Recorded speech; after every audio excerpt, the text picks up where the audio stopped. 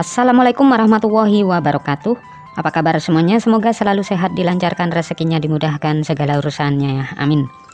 Nah, di video kali ini saya akan berbagi informasi yaitu terkait jadwal pencairan bantuan PKH tahap 2 maupun BPNT tahap 2 tahun 2025. Kapan PKH dan BPNT mulai dicairkan kembali. Jadi simak jadwal dan tahapan-tahapan pencairannya ya.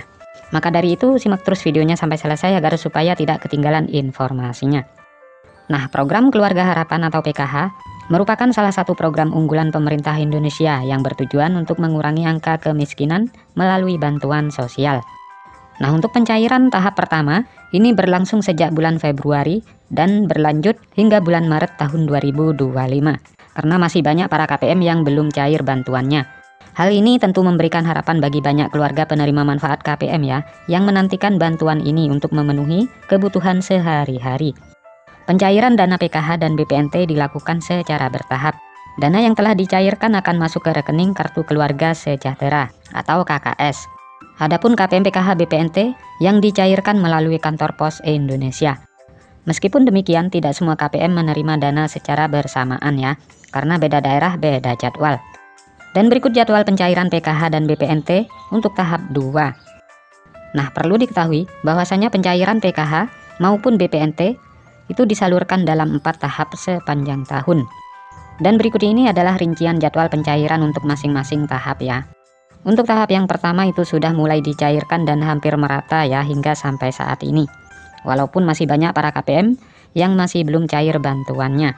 Dan untuk tahap yang pertama ini masih terus dilanjut dicairkan hingga bulan Maret tahun 2025, baik yang lewat kartu KKS maupun yang lewat PT Pos Indonesia.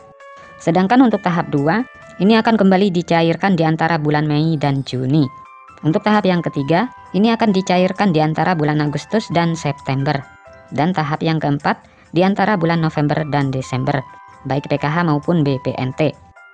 Nah, dengan adanya jadwal ini diharapkan KPM dapat mempersiapkan diri ya, dan mengatur keuangan mereka dengan lebih baik, terutama dalam menghadapi kebutuhan yang mungkin meningkat di setiap tahapan pencairan. Nah, sementara besaran bantuan PKH bervariasi ya, tergantung pada kategori penerima. Untuk ibu hamil, Rp750.000 per tahap, total 3 juta per tahun. Sedangkan anak usia dini umur 0 sampai dengan 6 tahun, Rp750.000 per tahap, total 3 juta per tahun. Untuk anak SD sederajat, Rp225.000 per tahap, total Rp900.000 per tahun. Untuk kategori lansia dan disabilitas, Rp600.000 per tahap.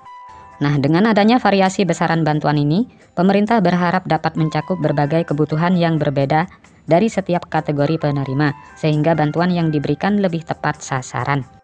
Nah, jumlah penerima manfaat PKH tahun 2025, pemerintah menargetkan sebanyak 10 juta KPM sebagai penerima manfaat PKH tahun 2025.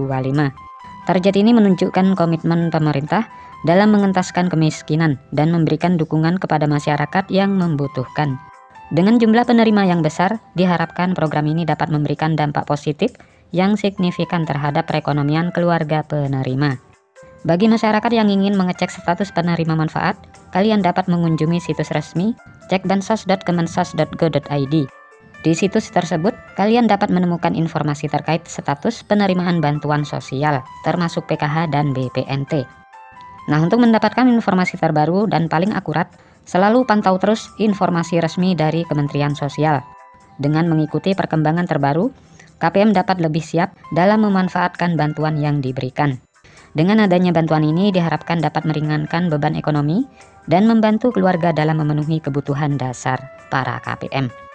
Nah, jadi itulah informasi yang dapat saya sampaikan, semoga bermanfaat. Sampai ketemu di informasi-informasi selanjutnya. Assalamualaikum warahmatullahi wabarakatuh.